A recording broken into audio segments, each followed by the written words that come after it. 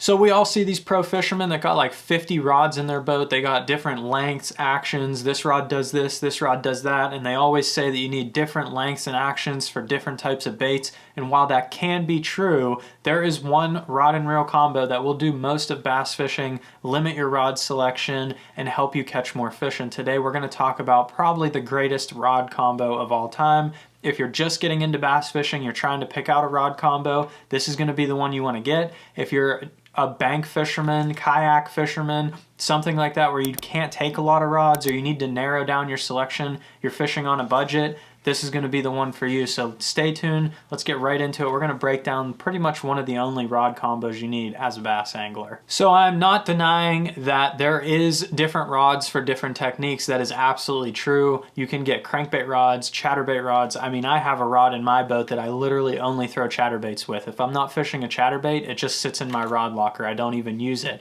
But I have a 21-foot bass boat and plenty of area to keep a bunch of rods, and I fish all the time, so I buy a bunch of different rods. But there are a lot of people that don't know where to get started, or it's very overwhelming for them to get that many rods, or they just want to have a couple. If you're just walking a pond at a bank, I only take 2 or 3 rods with me. And if you would like to see a breakdown video where I break down like 3 rods or so that can cover pretty much all of bass fishing, leave a comment down below. I can do that as well. But today we're going to talk about one combo that will do probably about 80% of bass fishing. There are some things that this combo is just not going to be able to do. And that's when you'll need your specialty rods. But honestly, when those pros have that many rods in their boat, I would guarantee you that about 8 out of every 10 of them are this setup or something similar to this right here. The rest are going to be specialty rods, but for the most part, you can be very successful in bass fishing and only fish with this guy right here. So what is this rod that we're going to talk about? We're going to split it up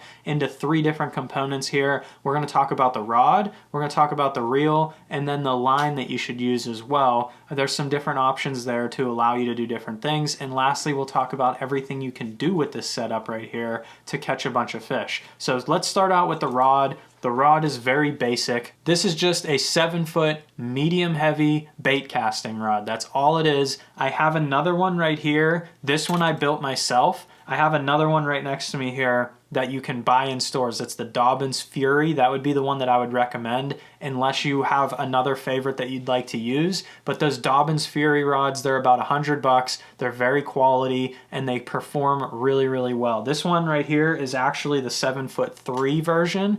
The length does not matter in that instance. 7 foot to 7'3", pick one in there. It's going to do the same thing as long as it's a medium heavy, fast action. So this is the Dobbins Fury 734. That would be the one that I would recommend. They also make a 704. You can get either one of those. It would do the exact same thing. This one's a 7 foot, medium heavy as well. Fast tip, that's key. You don't want a moderate fast. You don't want some other kind of tip action other than a fast action tip. That's going to do the most amount of things for you because it's soft enough where you can still get away with some treble hook baits. If you had like an extra fast and you use treble hook baits, you just pull hooks all the time. And if you had like a moderate fast action and tried to fish single hook baits like a Texas rig or something, you'll lose a bunch of fish and sensitivity because you won't have that tip that you need. So when it comes to your rod, that's it. That I don't recommend spending more than $100 on a rod. That's why I like the Dobbins Fury. There are some other ones out there that I spend a little bit more money on depending on what type of rod it is. But as a general workhorse rod that you're going to use day in, day out for every technique, I pretty much just buy like a $100 setup somewhere and that's good to go. So the Dobbins Fury, highly recommend. $120 right now, I think they are. So you can get that setup. You probably get this whole setup that I'm about to talk through here for around $200. So now let's break down the reel. There are 2 options for the reel here. Again, I'm going to recommend 2 different ones, but the first thing that you need to know is that it needs to be a 7:1 gear ratio reel. You can buy a 6 gear ratio. It's going to limit what you can do on bottom bouncing baits. You can buy an 8 gear ratio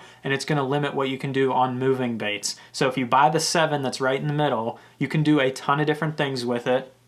You can fish moving baits slow just by reeling slower. You can fish bottom bouncing baits and pick up your slack fast enough to catch up with those fish. You can do everything you need with a 7 1-to-1 gear ratio reel. And then again, when it comes to budget reels, I don't spend more than like $100 on a reel as well. So this one right here is a Lose LFS speed spool, super basic reel, $99.99.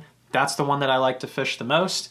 And another one that I've really liked lately, this is the DC version, which is more expensive, but the regular Shimano SLX reels, they're $99.99 as well. They come in a 7 1-to-1 gear ratio, and they will last you a lifetime. They're built solid, they fish really well. If I could have one reel, it would be this guy right here.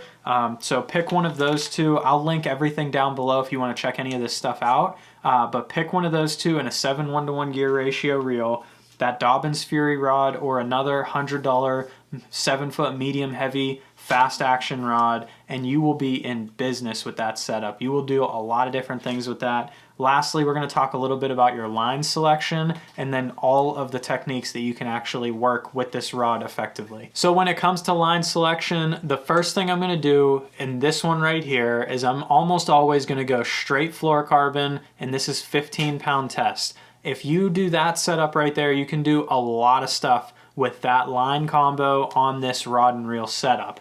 Now there are some other things you can do. You could go down to 12-pound test if you wanted to, straight fluorocarbon. You can do a little bit of crankbait fishing with this. Not serious crankbait fishing. You might be able to fish some square bills around cover. You might be able to fish like a shallow diving jerkbait in ponds. But that's 12-pound fluorocarbon would allow you to do that type of stuff. Could also do the same thing with 15-pound test fluorocarbon, and that's why I go with that one, because it'll allow me to do some other things that are higher up on the spectrum as well. The 15-pound test fluorocarbon will just take a little bit of diving depth off of your crankbaits and jerkbaits, but you can still fish it on that straight fluorocarbon. So 15-pound test fluorocarbon is where I'm going to start. You can go up to 17 or even 20 if you're fishing heavier cover and doing some more specific stuff, but those are a little bit... Then you're starting to make that rod more of a specialty rod and narrow down what you can fish. If you fish 15-pound test, you can do pretty much anything with it. Then, if you want, you can even turn this rod into a topwater rod if you take the fluorocarbon off and put like 30 to 50-pound braid on here, depending on what type of topwaters you want to fish. I like the 30-pound braid because it allows me to do some other stuff as well. I can fish some Texas rig worms on there in some grass. Fish won't even know. You can fish some weedless swim baits over grass. You can throw any of the topwaters. You can pretty much do anything with that braided line. I've fished a bunch of stuff, even like a swim jig or stuff like that. You can do that on that braided line there. So those two types of line, depending on what you like to fish most. If you live in Florida and you like to fish grass and stuff like that, 30-pound braid to 50-pound braid would be where I would live. If you fish pretty much anywhere else in the country and you do a wide range of techniques, that 15-pound test fluorocarbon is going to get you started and do a lot of stuff. So when it comes to actual techniques you can fish on this, Texas rig, jig, number one. I mean, that's like the basic stuff that you can fish on here. You can do a ton of Texas rig and jig fishing, any type of jig, swim jigs, football jigs, finesse jigs. You can flip a jig if you put some heavier line on here if you want, or even just do it with 15-pound test.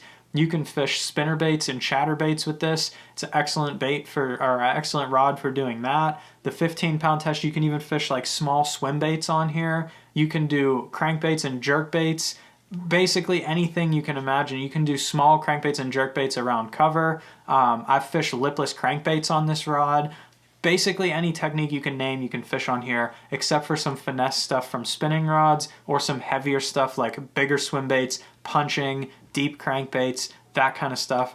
Other than that, if it's not one of those two extremes, you can probably fish it on this setup right here. It might not be the perfect setup for it, but it'll at least get the job done, and you have to carry less rods around with you. So definitely check this guy out. It will catch you a ton of fish, and if you want to see another video right here about how to choose fishing rods and make it a lot easier on yourself when you're picking a rod out in the store, check that video out. Hit that subscribe button down below so you don't miss any more of my fishing videos coming up. Thanks for watching.